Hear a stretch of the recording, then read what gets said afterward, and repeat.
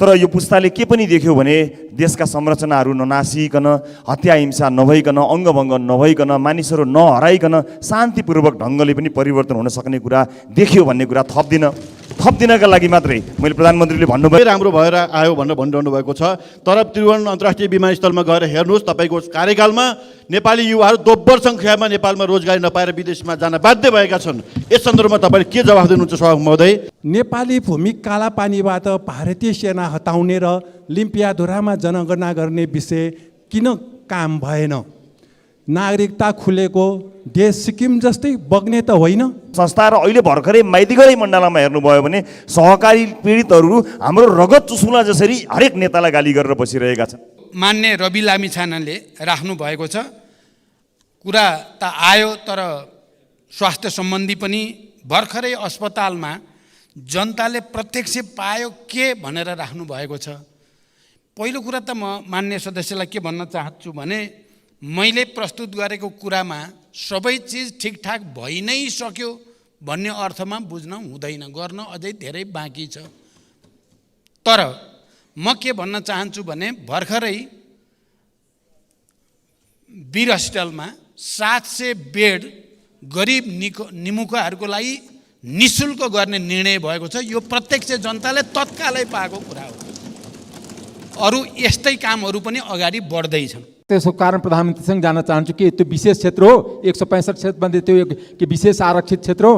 प्रधानमन्त्रीज्यू तेस्रो पटक प्रधानमन्त्री कार्यालयमा पुग्नु भएको 213 दिन भयो आज, र यो आर्थिक सूचकहरूले पनि देखाउँछ कि उहाँले जस्तो परिकल्पनाहरू, जस्तो योजनाहरू देखाउँदै हुनुहुन्छ त्यो कार्यान्वयन भइराखेको छैन यो 213 दिनमा। अब खाडीमा भेटौँ होइन, स्वदेशमै रोजगारको तिर्सना मेटौँ भन्ने खालका योजनाहरू कसरी ल्याउँदै हुनुहुन्छ? भारतको नयाँ संसद भवनमा लेखिएको मुराल नक्साबारे नेपालको प्रधानमन्त्रीको रूपमा तपाईँको भनाइ के हो? कालापानी, लिपुलेक र लिम्पियाधुराबाट भारतीय सेना फिर्ता गर्ने कुरा कहिलेदेखि गर्नुहुन्छ? मान्य सदस्यहरू, अब उक्त जवाफका सम्बन्धमा स्पष्टीकरण माग गर्न चाहनुहुने मान्य सदस्यहरूलाई समय दिन्छु। विनियोजन विधेयक अन्तर्गत विभिन्न मन्त्रालय एवं कार्यालयहरूसँग सम्बन्धित शीर्षकहरूमाथि 2080 असार 8 र 10 गते छलफलमा भाग लिनुभएका मान्य सदस्यहरूले मात्र स्पष्टीकरणमा माग गर्न पाउनुहुने बेहोरा मान्य सदस्यहरूलाई जानकारी गराउँछु। स्पष्टीकरण माग गर्न चाहनुहुने प्रत्येक मान्य सदस्यहरूलाई 1 मिनटको समय निर्धारण गरेको छु। मान्य सदस्यहरू, स्पष्टीकरण माग गर्न चाहनुहुने मान्य सदस्यहरूले सजिलोको लागि आफ्नो नाम सभामुखको डायसँगै बसेका सचिवालयका कर्मचारीहरूलाई 3 मिनटभित्र लिखित रूपमा उपलब्ध गराइदिनु हुन अनुरोध गर्दछु।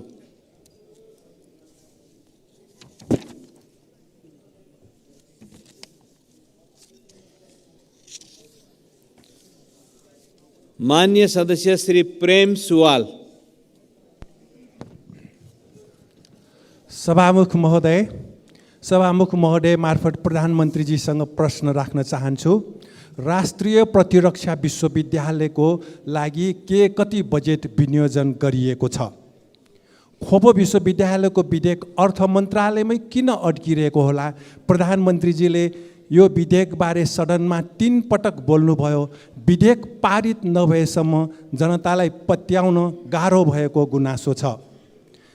नेपाली भूमि कालापानीबाट भारतीय सेना हटाउने र लिम्पियाधुरामा जनगणना गर्ने विषय किन काम भएन? नागरिकता खुलेको देश सिक्किम जस्तै बग्ने त होइन। पूर्व कार्यवाहक महालेखा परीक्षक सुकदेव भट्टराईका अनुसार एनसेलको पुँजीगत लाभकर छलीमा 3 प्रधानमन्त्री र 3 अर्थमन्त्री संलग्न भएको भए कारबाही किन भएन? परराष्ट्र मन्त्रालयको काम नेपाली युवालाई दिनको 6-7 हजार राहदानी दिने हो कि कामै दिने हो? धन्यवाद। मान्य सदस्य डाक्टर अमरेश कुमार सिंह। सम्मानीय सभामुख महोदय, रणनीतिक सडकमा 165 निर्वाचन क्षेत्रमा 164मा 1 करोड मात्र विनियोजन गरेका छ। तर एउटै सडकमा सुर्खेत क्षेत्र नम्बर 1 मा किन 10 करोड विनियोजन गर्छ त्यसको कारण प्रधानमन्त्रीसँग जान चाहन्छु कि त्यो विशेष क्षेत्र हो 165 क्षेत्रमध्ये त्यो के विशेष आरक्षित क्षेत्र हो। दोस्रो कुरा, सार्वजनिक जनताको करको ट्याक्सबाट कुनै पनि पार्टीको कार्यालय बनाउनु मिल्छ कि मिल्दैन? यहाँ के अहिले सरकारको बजेटबाट जनताको ट्याक्स पेमानीबाट पार्टीको कार्यालय बनाउने कार्य कति उचित हो र किन यो बनिरहेछ प्रधानमन्त्रीसँग जवाब चाहन्छु।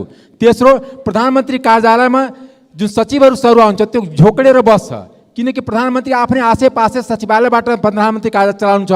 त्यो सचिव त त्यहाँ झन् गर्व गर्नुपर्ने कि म प्रधानमन्त्री कार्यालयमा छु, देशको प्राइम सत्ताको ठाउँमा छु, तर त्यस्तो हुन सकिरहेको छैन। यो कारण के हो? दोस्रो, अन्तिम प्रश्न मेरो छ कि सार्वजनिक जग्गा त्यतिकै व्यक्तिहरूलाई संस्थाहरूलाई दिने प्रवृत्ति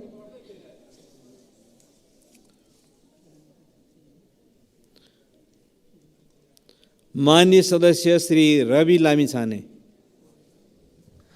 सम्माननीय सभामुख महोदय मार्फत म सम्माननीय प्रधानमन्त्रीज्यूलाई यो जुन आफ्ना उपलब्धिहरू बताउनु भयो, त्यो उपलब्धिहरू बताइरहँदा त्यो उपलब्धिले अहिले भर्खरै नेपालका अस्पतालहरूमा, शैक्षिक संस्थाहरूमा भर्खरै आम नागरिकले के पाइरहेका होलान् त्यसतर्फ पनि ध्यान दिन अनुरोध गर्न चाहन्छु। र यो सँगसँगै एउटा के पनि याद गराउन चाहन्छु भने यो पुस्ताले के देखेन भन्नुभयो, त्यसमा मेरो साथ र समर्थन नै छ। पुस्ताले के देखेन भन्ने कुरा, तर यो पुस्ताले के पनि देख्यो भने देशका संरचनाहरू ननासिकन, हत्या हिंसा नभइकन, अङ्गभङ्ग नभइकन, मानिसहरू नहराइकन शान्तिपूर्वक ढङ्गले पनि परिवर्तन हुन सक्ने कुरा देख्यो भन्ने कुरा थप्दिनका लागि मात्रै मैले प्रधानमन्त्रीले भन्नुभएको कुरामा विमति र विरोध गरेको होइन, त्यो पनि थपिदिनु भएको भए उहाँको स्टेटमेन्ट अझै पुरा हुन्थ्यो भन्ने म भन्न चाहन्छु। र उपलब्धिहरू प्रधानमन्त्रीजीले सुनाइरहँदा तत्काल अस्पताल लगायत शिक्षण संस्था र अहिले भर्खरै माइतीघरै मण्डलामा हेर्नुभयो भने सहकारी पीडितहरू हाम्रो रगत चुसुला जसरी हरेक नेतालाई गाली गरेर बसिरहेका छन्। माननीय सदस्य श्री पदम गिरी। सम्माननीय सभामुख महोदय मार्फत म प्रधानमन्त्रीज्यूलाई प्रश्न गर्न चाहन्छु। सम्माननीय प्रधानमन्त्रीज्यूले मुलुकमा चाहिँ विकासको तुफानै आएको छ भन्ने कुरा राख्नुभयो। म सम्माननीय प्रधानमन्त्रीज्यूलाई यहाँको सरकारले हिजो बेलुकासम्म पुँजीगत खर्च कति छ एकचोटि हेर्नुहोस्, जम्मा 42% पुँजीगत खर्च भएको छ। हामी देशमा विकासको तुफानै आएको छ भन्ने कुरा कसरी पत्याउने, यसको म जवाफ चाहन्छु सभामुख महोदय। त्यस्तै गरेर अर्को कुरा, उहाँले अर्थतन्त्रका सबै सूचकहरू सुधार भएर आयो, निकै राम्रो भएर आयो भनेर भनिरहनु भएको छ। तर त्रिभुवन अन्तर्राष्ट्रिय विमानस्थलमा गएर हेर्नुहोस्, तपाईँको कार्यकालमा नेपाली युवाहरू दोब्बर सङ्ख्यामा नेपालमा रोजगारी नपाएर विदेशमा जान बाध्य भएका छन्। यस सन्दर्भमा तपाईँले के जवाफ दिनुहुन्छ सभामुख महोदय? अर्को, राष्ट्रिय योजना आयोगलाई निकममा बनाउनु भयो, बजेट निर्माणको प्रक्रियामा कहीँ सहभागी हुनु भएन, यसको औचित्य के हो? यसको पनि म जवाफ चाहन्छु सभामुख महोदय। सम्पत्ति शुद्धिकरण अनुसन्धान विभागलाई निकममा बनाइएको छ, कालो धन थुप्राएर बसेका व्यक्तिहरूका पक्षमा यो विभागले काम गर्ने स्थिति बनेको छैन। किन यसरी राख्ने काम गर्नुभयो, यसको पनि म जवाफ चाहन्छु। हस्, धन्यवाद। माननीय सदस्य श्री रघुजी पन्त। सभामुख महोदय मार्फत प्रधानमन्त्रीले केही प्रश्न सोध्न चाहन्छु, स्पष्ट गर्नुहोस् भन्ने चाहन्छु। 1, मुलुकको सर्वोच्च प्रशासनिक निकायको रूपमा रहेको प्रधानमन्त्री कार्यालय अझै कति व्यवस्थित छ, त्यो के तपाईँ त्योसँग सन्तुष्ट हुनुहुन्छ? 2, तपाईँले भारत भ्रमणको क्रममा इपिजी प्रतिवेदनलाई किन महत्त्व दिनु भएन? नेपाल सरकारको प्रधानमन्त्री रहेको तपाईँले इपिजी प्रतिवेदन कहिले बुझ्नुहुन्छ? 3, भारतको नयाँ संसद भवनमा लेखिएको मुराल नक्साबारे नेपालको प्रधानमन्त्रीको रूपमा तपाईँको भनाइ के हो? यस विषयमा तपाईँले भारतीय प्रधानमन्त्रीलाई के भनेर आफ्नो प्रतिक्रिया व्यक्त गर्नुभयो? 4, मुराल नक्साबारे नेपालको स्ट्यान्ड के हो? राष्ट्रपति, उपराष्ट्रपति र प्रधानमन्त्री कार्यालयमा रहेका अनावश्यक सल्लाहकारहरू हटाएर खर्च घटाउन प्रधानमन्त्रीले के कदम चाल्दै हुनुहुन्छ? सीमा समस्या समाधानको लागि तत्काल के पाइला चालिँदैछ, जानकारी दिइयोस्। धन्यवाद। माननीय सदस्य श्री प्रभु शाह। सम्मानीय सभामुख महोदय, वैदेशिक रोजगारमा ठगी कार्य बढ्दो छ, पीडितहरू न्याय पाउन सकिरहेको छैन। सम्मानीय प्रधानमन्त्रीले पीडितलाई क्षतिपूर्तिको कुरा गर्नुभयो। हामी जान्न चाहन्छौँ दोषीलाई के कति कारबाही भएको छ? भन्सार र राजस्वको सरकारी रकम कथित पुरस्कारको नाममा 40-45% पैसा व्यक्तिको खातामा गइरहेको छ। यसलाई रोक्न सरकारको योजना के छ जान्न चाहन्छौँ। जनयुद्धका जनयुद्धका मृतकलाई शहीद घोषणा गर्दा सरकारले छानी छानी नाम घोषणा गरेको देखियो। थुप्रै नाम छुटेको छ। यसलाई समेट्न सरकारको योजना के छ जान्न चाहन्छौँ। मानव विकास सूचकाङ्कमा पछाडि रहेका प्रदेश, जिल्ला र पालिकालाई विशेष आर्थिक प्याकेजका कुरा उठाएका थियौँ। यसको सम्बोधन किन गर्नु भएन जान्न चाहन्छौँ। आवासको अधिकार मौलिक अधिकार हो। 75,000मा सुरक्षित आवास निर्माण सम्भव छ। यदि छैन भने मौलिक अधिकारको रक्षाको लागि सरकारले कसरी अगाडि बढिरहेको छ जान्न चाहन्छु। धन्यवाद। माननीय सदस्य श्री राजेन्द्र प्रसाद पाण्डे।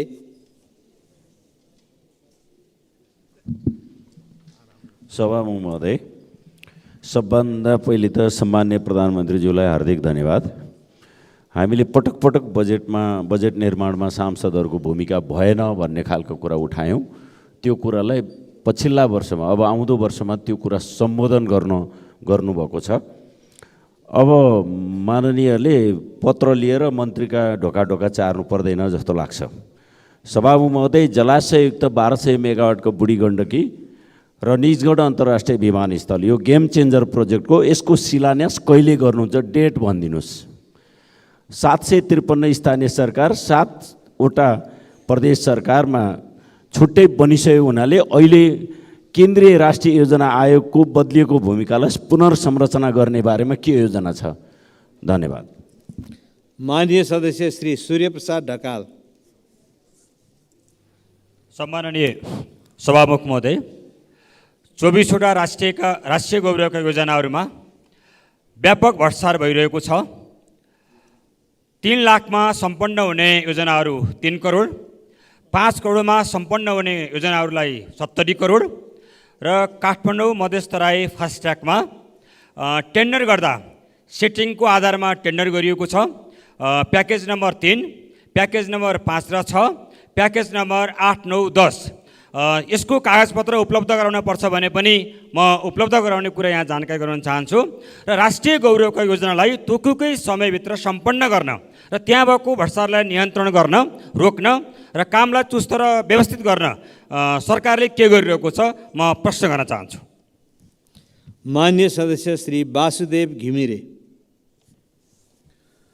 सम्माननीय सभामुख महोदय, सरकारले निजी क्षेत्रलाई उत्साहित हुने खालको देखिने गरी कुनै योजना ल्याउन सकेन। थलिएको र निरुत्साहित भएको निजी क्षेत्रलाई नजरअन्दाज गर्दै जाँदा के मुलुकको अर्थव्यवस्थामा अपेक्षित सुधार होला?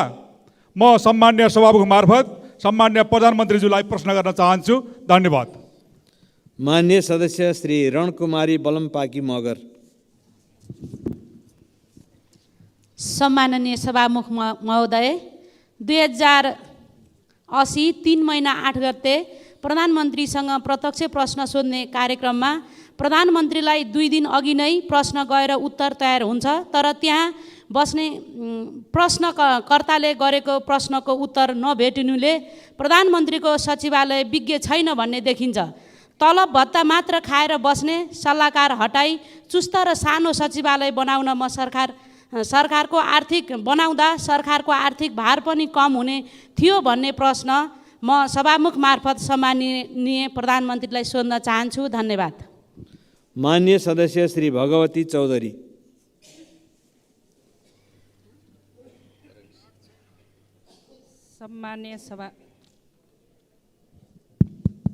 सम्मान्य सभामुख महोदय, भर्खरै सम्मान्य प्रधानमन्त्रीज्यूले व्यापार घाटा कम हुँदै गएको कुरा राख्नु भएको छ।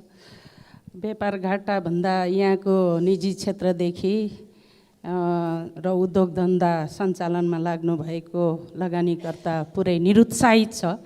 त्यसो भएको हुँदा अब यो व्यापार घाटा कम हुने कुरा मलाई लाग्छ यो रिपोर्टमा यो चालु अबको केही भएको होला, तर अहिलेको अवस्थामा यो निजी क्षेत्र पुरै हतोत्साहित छ अथवा निजी क्षेत्र चाहिँ प्रोत्साहन छैन। यसको विषयमा यो सँगसँगै मानव विकास सूचाङ्कमा चाहिँ पछाडि परेको जिल्ला तथा पालिकाहरूमा चाहिँ बजेटले प्रोत्साहन गरिने नीति तथा कार्यक्रममा ल्याइएको थियो, तर त्यस्तो उसमा मेरो जिल्ला पनि मेरो क्षेत्र पनि बोर्डर टाँसेको क्षेत्र छन्। त्यहाँ पर्यटकीय क्षेत्रदेखि पर्यटकीय गन्तव्यदेखि कृषि क्षेत्र अति फर्टाइल थियो, तर त्यहाँ बजेटहरू 1 लाख। माननीय सदस्य श्री सराज अहमद फारूकी। सम्मानीय सभामुख महोदय, सम्मानीय प्रधानमन्त्रीज्यूसँग प्रश्न छ। बजेट पूर्णतः असन्तुलित साथै समावेशी नभएको प्रमाणित भएको छ। तसर्थ राष्ट्रिय गौरवको योजना र अनिवार्य दायित्व घटाई विनियोजन विधेयक संशोधन गरी बढी बजेट स्थानीय तहमा वितरण गरियोस्। माननीय सदस्य श्री रामहरि खतिवडा। सभामुख महोदय, मैले भूकम्प पीडितहरूलाई पहिलो किस्ता गइसकेको र दोस्रो र तेस्रो किस्ता जिल्लामा नपुगेको र घर बनाइसकेका घरहरूलाई असार मसान्तसम्म जान्छ भनेर प्रधानमन्त्रीले योभन्दा पहिले जवाब दिनुभएको थियो। अहिलेसम्म त्यो रकम गएन, त्यसको बारेमा प्रधानमन्त्रीको जवाब चाहन्छु। विदेशमा गएका युवाहरूलाई स्वदेशमै ल्याएर काम दिने वातावरण सिर्जना गर्ने के योजनाहरू छन्?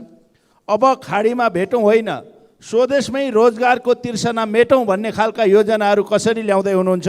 र 753 स्थानीय तहमा कालो पत्रे सडक निर्माण गर्ने कार्यक्रम कहाँ पुगेको छ? यसै वर्षदेखि प्रारम्भ गर्न पहल अनुरोध गर्दछु। धन्यवाद।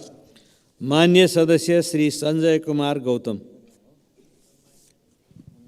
सम्मानीय सभामुख महोदय, हाम्रो सम्मानीय सभामुखज्यू मार्फत प्रधानमन्त्रीज्यूलाई प्रश्न छ। यो बाढी पीडितहरूले, भूकम्प पीडितहरू सरहको हैसियत प्राप्त गर्नुपर्ने तत्कालीन प्रधानमन्त्री सदस्य सुशील कोइरालाको नेतृत्वमा नेपाल सरकारले नीतिगत निर्णय गर्यो, तर अहिले पनि बाढी पीडितहरूले न्याय पाएनन्। सम्मानीय सभामुख महोदय, मेरो यो जिज्ञासा छ।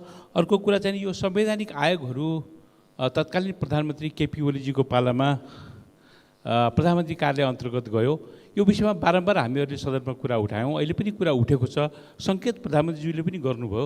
तर यो निकायहरूलाई किन प्रधानमन्त्री कार्यालय अन्तर्गत लैजानु पर्यो? र अहिले पनि तत्कालीन परिस्थितिमा सामान्य प्रधानमन्त्रीज्यू पनि यसको विपक्षमा हुनुहुन्थ्यो जस्तो लाग्छ मलाई, मेरो स्मृतिले भनेसम्म।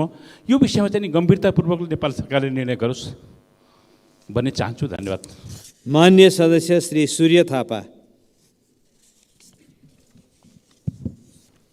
सम्मान्य सभामुख महोदय मार्फत म सम्मान्य प्रधानमन्त्रीज्यूलाई सोध्न चाहन्छु। फुकोट कर्णाली र अरुण तल्लो आयोजना नेपालले आफै निर्माण गर्नुपर्ने अत्यन्तै कम लागतका सस्तो आयोजना हुन्, तर लगानी बोर्डलाई सामान्य छलफलसम्म गर्न नदिई किन नेपालको हित विपरीत भारतलाई सुम्पिएर आउनुभयो? यो राष्ट्रघात गर्नुभयो कि भएन? कालापानी, लिपुलेक र लिम्पियाधुराबाट भारतीय सेना फिर्ता गर्ने कुरा कहिलेदेखि गर्नुहुन्छ? मुरल नक्सामा समावेश रहेको लुम्बिनी र कपिलवस्तु हटाउने गरी भारत सरकारलाई कूटनीतिक नोट पठाउन किन रोक्नु भएको छ? कहिले पठाउनुहुन्छ? निर्वाचित सांसद र यो सम्मानित संसदको अपमान गर्ने गरी पक्षपातपूर्ण बजेट विनियोजन गरेका 3 जना पक्षपाती मन्त्रीहरूलाई कहिले बर्खास्त गर्नुहुन्छ? म सोध्न चाहन्छु। धन्यवाद। माननीय सदस्य श्री बलराम अधिकारी।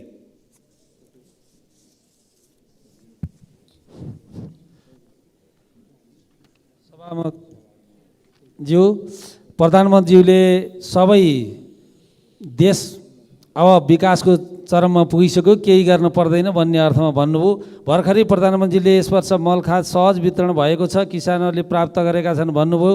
हिजो मात्र विभिन्न जिल्लाका विभिन्न ठाउँमा घन्टौँ लाइन बसेर 5 किलो 10 किलो खाद बुझेर किसानहरू झोक्राउँदै गएका छन्। त्यसले किसानको खेती गर्न पुरा हुन्छ? प्रधानमन्त्रीज्यू, विभिन्न जिल्लाका कृषि सामग्री संस्थानमा सोद्धा मुलुकमा रहेको अहिलेको डिपोजिट खाद र भारतबाट ल्याउने भनिएको खादले 1/3 किसानलाई पनि पुग्दैन भनेर रिपोर्ट गर्छन्। यहाँले सोद्धा हुन्छ, अनि 1/3 किसानले खाद पाएर अरू किसानको खेती हुन्छ कि हुन्न? म प्रश्न गर्न चाहन्छु। धन्यवाद। माननीय सदस्य श्री अर्जुन नरसिंह केसी। सभामुख महोदय, सर्वप्रथम त बजेट निर्माणमा देखिएको असन्तुलनलाई अब आइन्दा नदोरियोस् भन्ने दृष्टिकोणले प्रधानमन्त्रीले संसदको संलग्नताको जो कुरा गर्नुभएको छ त्यसको म हार्दिक स्वागत गर्छु। प्रधानमन्त्रीजीले यो वर्ष चाहिँ 78,000 टन मल आउँदैछ भन्नुभयो। हरेक वर्ष चाहिँ 5,40,000 न्यूनतम मेट्रिक टनको आवश्यकता पर्छ र गत वर्ष 3,40,000 मेट्रिक टन भन्दा बढ्ता आएन। गाउँ गाउँमा चाहिँ यो काला बजारियाले जति पनि मल बिक्री गर्न सक्छन्, तर अहिले यो के अरे धानको सिजन छ, मकैको सिजन छ, गाउँ गाउँमा मलको हाहाकार छ। यो हाहाकार अर्को वर्ष हामीले भोग्नुपर्छ कि पर्दैन?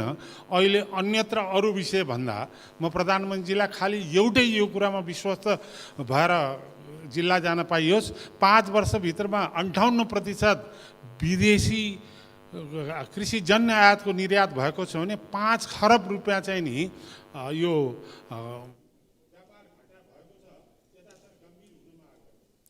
माननीय सदस्य श्री बुद्धिमान तामाङ। सभामुख महोदय, म सभामुख मार्फत प्रधानमन्त्रीलाई निम्नलिखित प्रश्न हुन चाहन्छु।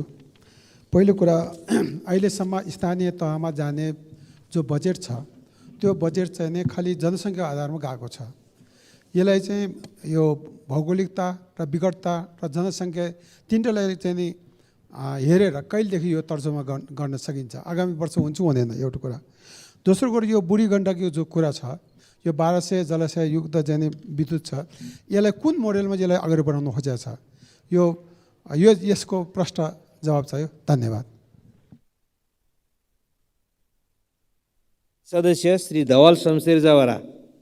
सम्मान्य सभामुख महोदय, प्रधानमन्त्रीजीको कुरा पर्यटनको विषयमा सुन्यो, तर एउटा ठुलो सम्भावना बोकेको सुदूरपश्चिम मध्यपश्चिमको पर्यटनको विकासको क्रममा नेपालगञ्जबाट दिल्ली उड्ने उडानको सम्भावना मित्र राष्ट्र भारतले खोलेको छ। त्यसको विषयमा हाम्रो सरकारले केही पनि कदम चालेको छैन। र अर्को, पर्यटन विकासको पर्यटन कलेज नाथमको नगरपालिकाले जग्गा दिएको पनि विषयमा बजेट पनि हालिएको छैन। र कपास विकास समितिलाई खारेज गर्नेको मतलब त्यहाँ भएको जग्गा वितरण गरिदिने कार्यकर्तालाई र आफ्नो वोटरलाई भो भन्ने नेपालगञ्ज र बाँकेका जनताले र त्यो क्षेत्रका जनताले भनिरहेछ। कपास विकास समिति कुनै हालतमा खारिज हुनुहुन्न भन्ने हाम्रो सबैको माग छ। धन्यवाद। माननीय सदस्य श्री सुमना श्रेष्ठ। सम्मान्य सभामुख महोदय, विद्यार्थीहरूको रिपोर्ट कार्डमा फुल मार्क्स र पास मार्क्स हुन्छ। प्रधानमन्त्रीज्यूको रिपोर्ट कार्डमा कति अङ्क आयो त्यो जान्नको लागि चाहिँ नि जनता समक्ष सर्वे गर्नु पर्ला। फेल भइन्छ कि भन्ने डरले चाहिँ नि सर्वे नगर्ने कुरा नगर्नु होला। दोस्रो, प्रधानमन्त्री भनेको राष्ट्रको कप्तान हो, तर यही रोस्टमबाट हरेक मन्त्रीज्यूले बोल्दै गर्दा यहाँ सहकार्य र समन्वय राम्रो देखिएन, कमजोर देखियो। एक्जाम्पलको लागि माछामा भन्सार घटाइयो, तर कृषि मन्त्री भन्नुहुन्छ कर त मैले हेर्ने होइन, अर्थमन्त्रीज्यूलाई सोध्नु भन्नुहुन्छ। स्वास्थ्यमा दरबन्दी बढाइएन, तर सञ्चार मन्त्रालयमा भवन निर्माण र 28 करोड विज्ञापनको लागि दिएको छ। खानेकुरामा कर लगाइँदैछ, तर गरिबी निवारण मन्त्रालयसँग यो करले गरिब जनतालाई कस्तो मर्का पर्छ, कस्तो इम्प्याक्ट पर्छ भन्ने तथ्याङ्क छैन। त्यसकारण म सोध्न चाहन्छु, क्याबिनेटमा यो सहकार्य र यो समन्वय किन यति कमजोर? धन्यवाद। माननीय सदस्य श्री मनिष झा। सम्मानीय सभामुख महोदय, सैद्धान्तिक दस्तावेज र त्यसपछि हामीले नीति तथा कार्यक्रम सुन्यौँ र त्यसैको एक्सन प्लानको रूपमा यो बजेट आएको भनेर बुझ्छौँ हामी। प्रक्रियागत रूपमा त्यस्तै हुने हो। तर नीति तथा कार्यक्रममा राखिएको नेपाली विदेशमा भएको नेपालीले मतदान गर्न पाउने भन्ने कार्यक्रमको झल्को बजेटमा कतै पनि देखिएन। त्यो किन झुक्याइएको हो, किन ठगिएको हो, त्यो बुझ्न सकिएन। अर्को, आत्मनिर्भरताको कुरा गर्नुहुन्छ, तर आत्मनिर्भर हुँदै गर्दाखेरि आत्मनिर्भर भइसकेको कुखुरा र माछा लगायतको क्षेत्रमा किन आयातमा शुल्क हटाइएछ, कर हटाइँदैछ, त्यो बुझिएन। प्रधानमन्त्रीज्यू तेस्रो पटक प्रधानमन्त्री कार्यालयमा पुग्नु भएको 213 दिन भयो आज। र यो आर्थिक सूचकहरूले पनि देखाउँछ कि उहाँले जस्तो परिकल्पनाहरू, जस्तो योजनाहरू देखाउँदै हुनुहुन्छ त्यो कार्यान्वयन भइराखेको छैन यो 213 दिनमा। त्यसैले उहाँको आशयलाई पत्याउने आधार। माननीय सदस्य श्री ईश्वर बहादुर रिजाल। सम्माननीय सभामुख महोदय, तत्कालीन प्रधानमन्त्री केपी शर्मा ओलीको पालामा राष्ट्रिय अनुसन्धान विभाग, राजस्व विभाग र सम्पत्ति शुद्धिकरण विभाग त्यसको ग्राभिटीलाई हेरेर प्रधानमन्त्रीको मातहतमा प्रधानमन्त्रीको कार्यालयमा राखियो। त्यो राख्दाखेरि त्यतिखेर विपक्षका साथीहरूले केपी ओली सर्वसत्तावादी भएको ठुलो आरोप लाग्यो। तर अहिले ती विपक्षी साथीहरू अहिले सत्तामा हुनुहुन्छ। त्यसकारण हिजो लगाइएको आरोप मिथ्या थियो भन्ने पुष्टि भयो। त्यो हिजोको त्यो विरोध यता संसदको रेकर्डमा होला, त्यो हटाउने बेला भनेर म सभामुख मार्फत प्रधानमन्त्रीलाई प्रश्न गर्छु। माननीय सदस्यहरू, विनियोजन विधेयक अन्तर्गत विभिन्न मन्त्रालय एवं कार्यालयहरूसँग सम्बन्धित शीर्षकहरूमाथि 2080 साल असार 8 र 10 गते छलफलमा भाग लिनुभएका माननीय सदस्यहरूलाई मात्र स्पष्टीकरणमा सहभागी गराइएको बेहोरा म जानकारी गराउँछु।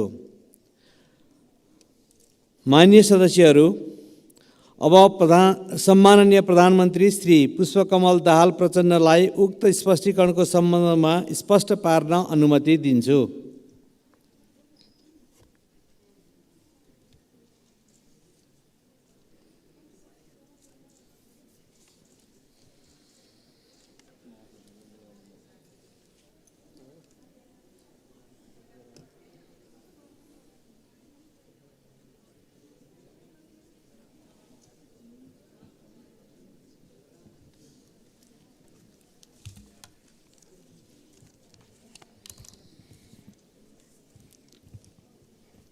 सम्मान्य सभामुख महोदय, मलाई फेरि स्पष्टीकरणका लागि प्रश्न सोध्ने सबै मान्य सदस्यहरूलाई धन्यवाद भन्न चाहन्छु।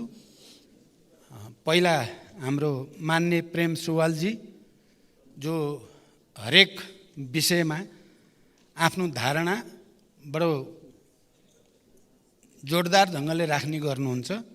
उहाँले प्रतिरक्षा विश्वविद्यालयको बारेमा, खोप विश्वविद्यालयको बारेमा, कालापानी र युवाहरूको बारेमा प्रश्न राख्नु भएको छ। प्रतिरक्षा विश्वविद्यालयको बारेमा अध्ययन भइरहेको छ, त्यसलाई अगाडि बढाउनु पर्छ भन्ने सैद्धान्तिक सहमति छ। खोप विश्वविद्यालयको बारेमा मैले भनेको छु र यो पटक त्यसलाई अगाडि बढाउन आवश्यक तयारी गरिँदैछ। मैले कालापानी, लिपुलेक, लिम्पियाधुराको बारेमा धेरै पटक यस सम्मानित सदनमा कुरा राखेको छु र पहिलो पटक भारत भ्रमणको बेलामा भारत सरकारका प्रधानमन्त्रीले सीमा समस्या हल गर्ने बारेमा निकै सकारात्मक कुरा राखेको पनि जानकारी भइसकेको छ र यसलाई छिटै समाधान गर्ने पहल गरिँदैछ। युवाहरूलाई रोजगारी दिने विषयमा सरकार गम्भीर छ र त्यसको तयारी गरिरहेको छ। अर्को मान्य अमरेश कुमार सिंहले राख्नु भएको छ, रणनीतिक सडकहरू अन्यत्र 1-1 करोडको भए, सुर्खेतमा मात्रै एउटैमा 10 करोड कसरी गयो भन्ने कुरा। अब यो प्रश्नको उत्तर सायद अर्थमन्त्रीजीले दिइसक्नु भयो होला या दिनुहुनेछ। मलाई चाहिँ किन गयो भनेर मैले उत्तर दिन सक्ने सायद मेरो त्यति जानकारी पनि छैन। म प्रश्न भन्न चाहन्छु। अब प्रधानमन्त्री कार्यालयमा सचिवहरू चाहिँ उत्साहित हुनुपर्ने ठाउँमा झोक्राएर बस्ने स्थिति छ भन्ने कुरामा प्रधानमन्त्रीको रूपमा मेरो ध्यान गएकै छ र त्यसलाई कसरी सुदृढ गर्ने भन्ने बारेमा छलफल भएको छ। सम्भवतः केही समयभित्रै त्यो संरचनालाई बदलिन्छ। सार्वजनिक जग्गाको बारेमा मैले अघि नै कुरा राखिसकेको छु। अर्को मान्य रवि लामिछानेले राख्नु भएको छ, कुरा त आयो तर स्वास्थ्य सम्बन्धी पनि भर्खरै अस्पतालमा जनताले प्रत्यक्ष पायो के भनेर राख्नु भएको छ। पहिलो कुरा त म मान्य सदस्यलाई के भन्न चाहन्छु भने मैले प्रस्तुत गरेको कुरामा सबै चिज ठिकठाक भइ नै सक्यो भन्ने अर्थमा बुझ्न हुँदैन, गर्न अझै धेरै बाँकी छ। तर म के भन्न चाहन्छु भने भर्खरै वीर हस्पिटलमा 700 बेड गरिब निमुखाहरूको लागि निःशुल्क गर्ने निर्णय भएको छ। यो प्रत्यक्ष जनताले तत्कालै पाएको कुरा हो। अरू यस्तै कामहरू पनि अगाडि बढ्दैछन्। अर्को मान्यले राख्नुभयो, एउटा पुस्ताले यो देखेन भन्दा नदेखेर भएको फाइदा पनि जोड्नुहोस् भन्नुभएको छ। त्यसको लागि धन्यवाद, त्यो जोड्नु उचितै हुन्छ भन्ने लाग्छ मलाई। अब मान्य पदमगिरीले देशमा विकासको तुफानै आए जस्तो गरी प्रस्तुत हुनुभयो। मैले तुफानै आइसक्यो भनेकै होइन। हामी सबैले दृढ इच्छा शक्तिका साथ सुशासन र विकासको निम्ति काम गर्ने हो भने असम्भव छैन भन्न खोजेको हो। मैले निराशा र कुण्ठा होइन, अविश्वास र आशंका होइन, विश्वास र दृढताको निम्ति अपिल गरेको हो। तुफान आइसकेको छैन, तर मलाई के लाग्छ भने अहिले जसरी काम सुरु भएको छ, त्रिदेशीय साझेदारी 10,000 मेगावाट 10 वर्षमा या अरू थुप्रै कामहरू जसरी सुरु भएका छन् त्यो अगाडि जाने हो भने तुफान आउन चाहिँ सक्छ नेपालमा छिटै। योजना आयोगको बारेमा हामीले के भनेका छौँ भने योजना आयोगलाई अझ प्रभावकारी बनाउने बारेमा राजनीतिक तहमा पनि र सरकारमा पनि नयाँ छलफल हुनुपर्छ भनेर हामीले छलफल सुरु गरेका छौँ। मान्य रघुजी पन्तले तपाईँ सन्तुष्ट हुनुहुन्छ प्रधानमन्त्री कार्यालय सचिवालय यो सबैबाट भन्नुभएको छ। म सन्तुष्ट वास्तवमा छैन र अब सन्तुष्ट हुनको निम्ति केही नयाँ गर्न चाहेको छु। रघुजी पन्त जस्ता मान्य सदस्यहरूले राम्रो सुझाव दिनुभयो भने म पालन गर्छु। इपिजे प्रतिवेदनको बारेमा चाहिँ यो पटक मैले आफ्नो ढङ्गले छलफल अगाडि बढाएको छु र मलाई विश्वास छ केही समयभित्रै यो बुझ्ने काम हुन्छ भन्ने मलाई त्यो विश्वास बोकेर आएको छु मैले। तर म मान्य सदस्यलाई के भन्न चाहन्छु